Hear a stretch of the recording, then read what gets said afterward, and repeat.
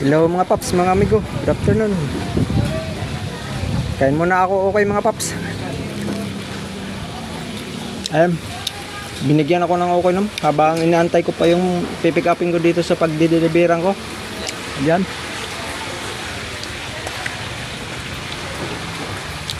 Niluluto pa yung pipick upin kong okay. Hindi pala to yung iba.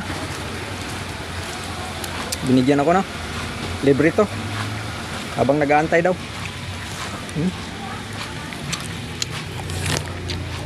Sarap ng hipon. So, ayun yung panahon mga paps nyo, maulan. Magigit isang linggo ng maulan araw-araw. Malakas yung hangin kanina. Tinatanga yung motor natin.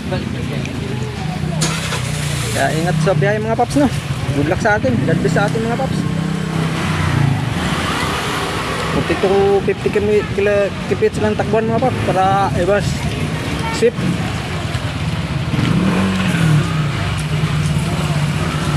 Sarap, okay. Libre kasi.